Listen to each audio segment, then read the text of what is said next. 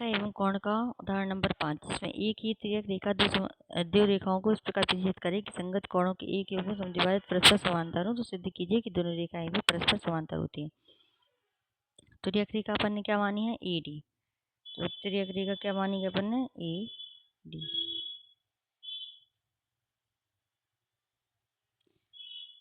दो रेखाएं क्या मानी? पी क्यू और आर एस। ठीक है, क्रमशः बिंदु बी और सी पर प्रतिच्छेद करती हैं। तो बिंदु पी और बिंदु बी और बिंदु सी पर, बिंदु बी और बिंदु सी पर प्रतिच्छेद करती हैं। जो बी ई रेखा है, देखो ये है, हमने बताया था कि आसन कोण, तो बी ई है, वो क्या है?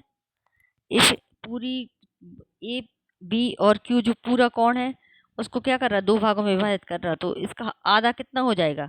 ए बी क्यू का आधा ए बी ई के बराबर हो जाएगा। ठीक है, देखिए जैसे कि इन, अगर मान लिया कि इन पूरे का मान कितना है? 60। अगर अपन ने एक रेखा ऐसी खींच दी तो इसका मान 30 हो जाएगा, इसका मान 30 हो जाएगा।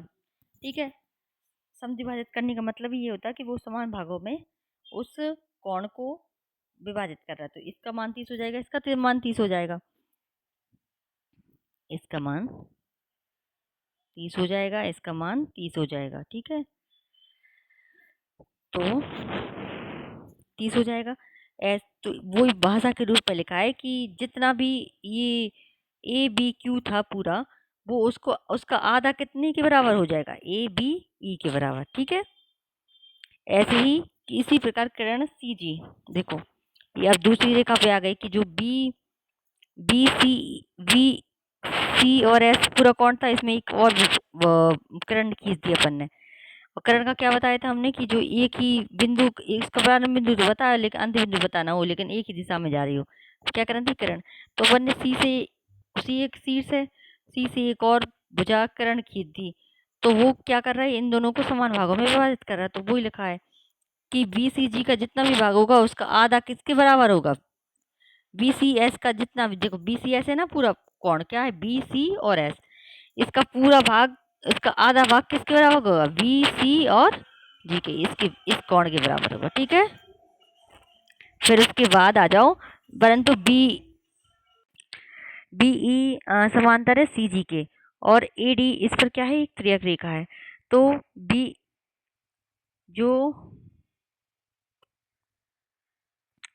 ए बी और ई है, जो ये वाला, ये ए बी और ई किसके बराबर हो जाएगा? बी सी और जी के बराबर, क्योंकि एक अंतर कोण आपस में क्या होते हैं?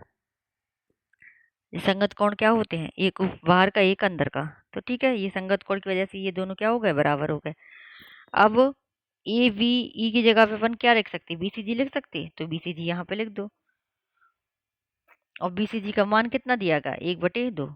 तो उन्हें डायरेक्ट कर दिया, अपन यहाँ पे BCG लिख के यहाँ पे इसका मान रख सकते। इन्हें BCG यहाँ पे आना था, तो इसने उनने यहाँ BCG ना लिखकर यहाँ सीधा उसका मान लिख दिया। तो कितना है? 1/2 ABQ। ठीक है, या फिर इसको इसकी जगह पे रख दो या इसको इसकी जगह पे रख दो, बात एक ही हो जाएगी। ठीक है, तो वो 1/2 से 1/2 कट गया, तो 1/P एंगल ABQ बराबर क्या हो गया? BCG। और यही अपन को सिद्ध करना था।